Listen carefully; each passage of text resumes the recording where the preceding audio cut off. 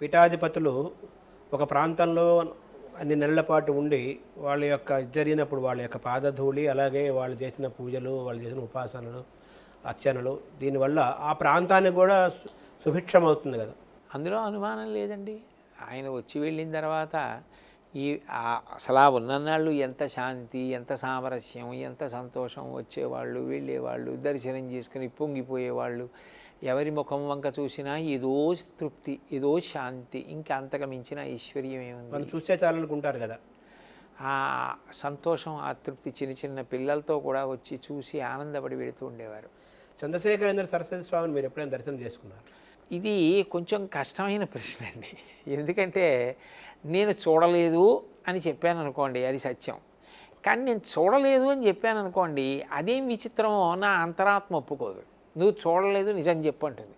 నాకేమిటో నేను ఆయన్ని చూశానని, నేను ఆయనతోనే ఉన్నానని, ఆయన నాకు చెప్పారని, నేను ఆయనంటే అంత భక్తి అని, అది అర్థం లేని ఆత్మవంచనో లేకపోతే నాకు ఆయన మీద ఏర్పడిపోయిన అచంచల భక్తో నాకు తెలియదు. కానీ నేను ఆయన్ని చూడలేదన్నది మాత్రం యథార్థం. కానీ అది మాత్రం నేను అంగీకరించలేని వాస్తవం. అంటే మీరు చూడలేదు కానీ దర్శనం చేసుకుంటారు. ఆయన నాకు ఎప్పుడు ప్రతిరోజు అనేక పర్యాయాలు జ్ఞాపకానికి వస్తారు. ఈ గోశాలకు వచ్చినా కూడా మొట్టమొదట కార్యక్రమాలన్నీ ఆయన దగ్గరే ప్రారంభం. ఏ ఉత్సవం జరిగినా, పూజ జరిగినా ఆయన దగ్గర నుంచే ప్రారంభం. వారిది మైత్రీం భజతాం ఉంది కదా, దానికి మీరు అద్భుతమైన వ్యాఖ్యానం చేశారు అమిత్ షా. దాన్ని ఒకసారి విందామని సార్. ఆ శ్లోకం మీకు అంత బాగా కనెక్ట్ అయింది కదా, మైత్రీం భజతాం అంటే. అది నాకు అంతగా నచ్చడానికి, దాని మీద మాట్లాడడానికి కారణం ఏమిటంటేనండి, దానికి దేశకాలాలతో సంబంధం లేదు. ఒక మహాపురుషుడు, జగద్గురు స్థాయిని పొందిన వ్యక్తి కేవలం భారతదేశంలో ఉన్న వాళ్ళకే కాదు, ఎక్కడ ఉన్న వాళ్ళకైనా సరే అది దేశకాలాలతో సంబంధం లేకుండా అన్వయం అయ్యేటటువంటి ఉపదేశాన్ని అందులో అందించారు. అది ఎంఎస్ సుబ్బలక్ష్మి గారు పాడినటువంటి పాటగా లోకానికి పరిచయం కావచ్చు. కానీ మైత్రీం భజతాం, మీరు ఎప్పుడూ కూడా మైత్రిని పాటించండి. అసలు అందులో నాకు చాలా గొప్పగా నచ్చిన విషయం చూశారు, ప్రజాపతి గురించి చెప్తారు. దామ్యత దత్త దయధ్వం జనత, దామ్యత దత్త దయధ్వం, ఇవి ఈ మూడు కూడా ప్రజాపతి తన దగ్గరికి వచ్చిన ముగ్గురికి చెప్పాడు అని. దేవతలు వచ్చినప్పుడు ఏమి పిల్లలు ఇలా వచ్చారు అని అడిగితే, తండ్రి మాకు ఏదన్నా ఉపదేశం చేయండి అంటే దేవతలు వెళ్ళిపోయారు.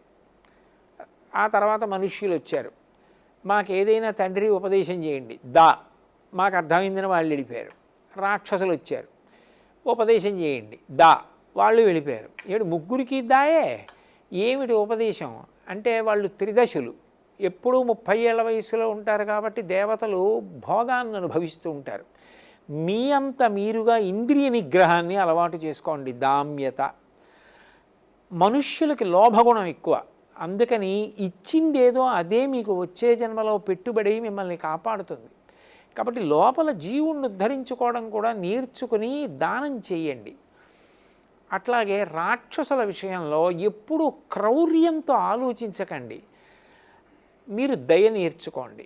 ఆ మూడిటిని తీసుకొచ్చి ప్రజాపతి ఉపదేశాన్ని ఆయన ఇచ్చినటువంటి ఈ పాటలోకి తీసుకొచ్చి, జననీ పృథివీ కామదుఘాస్తే జనకో దేవ సర్వదయాళు, అమ్మ భూమాత, ఆమె ఇది అది అని ఉంది, ఎన్ని పంటలు వేసినా ఇంతమంది తినడానికి కావలసిన ఆహారం ఇస్తోంది, ఇంతమందికి కావలసిన భోగాలు వసుంధరాయి తన గర్భంలోంచి ఇస్తోంది, అంతమందిని భరించి విశ్వంభర అయింది.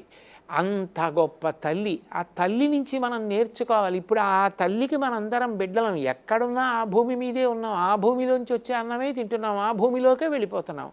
మనందరం అన్నదమ్ములం అన్నది, మనందరము సోదరీమణులం అని ఎన్ని మాటలంటే వస్తుంది సోదర భావం. ఈ భావన వల్ల వస్తుంది సోదర భావం. ఆ సోదరీభావం రావడమే నిజమైన సమైక్యతాభావం. అప్పుడు వాడికి లేదని వీడు పెడతాడు, లేకపోతే ఈ నది నీళ్లు నావంటాడు.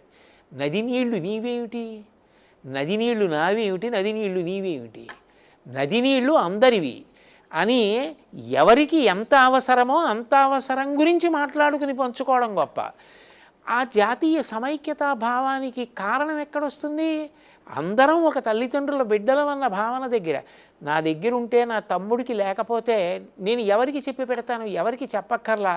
నేను వెళ్ళి నా మరదలికి కూడా తెలియకుండా పక్కకి తీసుకెళ్ళి రేయ్ దట్టిపెట్టు, మాట్లాడక నువ్వు ఉంచు అని ఇచ్చి వెళ్ళిపోతాను. ఎందుకని? వాడు నా తమ్ముడు, నాకు అవసరమైతే వాడు అలాగే అన్నయ్య మాట్లాడకుంచు, అంతగా మిగిలితే అప్పుడు ఈ ముందు కార్యం అయిపోని అంటాడు. నా తోడ పుట్టినవాడు కాబట్టి ఎక్కడ అమ్మ నాన్న మనందరం అన్నదమ్ములం అక్క చెల్లెళ్ళం అన్న భావన ఉందో అక్కడ కలిసి పంచుకోవడం ఉంది, ఘర్షణ లేదు. అటువంటి శాంతియుతమైన సహజీవనానికి ప్రాతిపదిక, జాతీయ సమైక్యతకి ప్రాతిపదిక ఒక తల్లిదండ్రుల బిడ్డలమన్న భావనలో ఉంటే దాన్ని నిజంగా ఎంత గొప్పగా చెప్పారు మహాస్వామి. జననీ పృథివీ జనకో దేవ సకల దయాళు. మీరు ఏ పేరు పెట్టి పిలవండి, అది వేరు విషయం. అసలు నిజానికి భగవంతుడికి పేరే లేదు.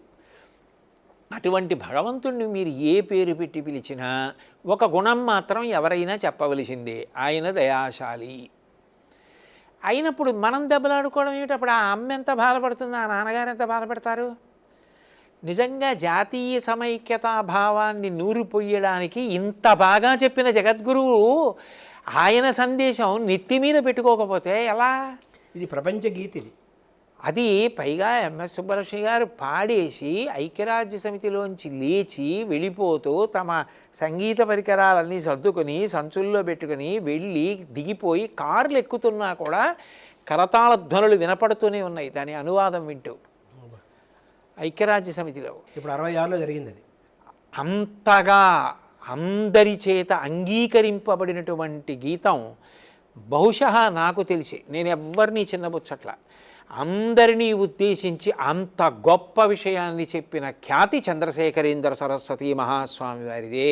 స్పర్ధాం త్యజతాం యుద్ధాం అవి కూడా త్యజించమన్నాడు కదా.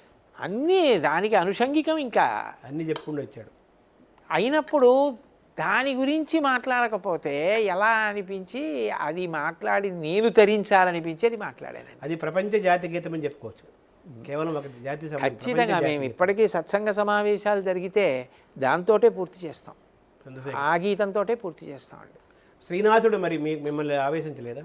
అయ్యో, ఆయన గురించి ఎన్నో పర్యాయాలు మాట్లాడానండి. ఆయన గురించి ఇన్నిసార్లు గోదావరి గురించి చెప్తే శ్రీనాథుడి గురించి చెప్పకుండా ఉన్నాను, భీమనాథుడి గురించి చెప్తే శ్రీనాథుడి గురించి చెప్పకుండా ఉన్నాను. ఎన్నో మాటలు ఆయన గురించి ప్రస్తావించా. అమ్మ బాబోయ్, అటువంటి కవిత్వం, అటువంటి మహానుభావుడు, ఆయన పాద ధూళిలో ఒక కణమైనా చాలు. ఆయన శివభక్తి, ఆ గొడగూచి గుణనిధి, అసలు ఆ శివలింగం గురించి ఆయన పొంగిపోయే తీరు అద్భుతం. అమ్మో, ఆయన గురించి చెప్పడానికి నేనేం సరిపోతానండి. నేను ఆయన గురించి ప్రస్తావించకుండా ఎట్లా ఉంటా? తప్పకుండా ప్రస్తావించ. మిమ్మల్ని బాగా వెంటాడే కవులు ఎవరు? మీరు నా హృదయాన్ని పసిగట్టి ముందే మీరు చెప్పేశారు పోతన గారు అని. ఆయనంటే నాకు ప్రత్యేకమైన భక్తి.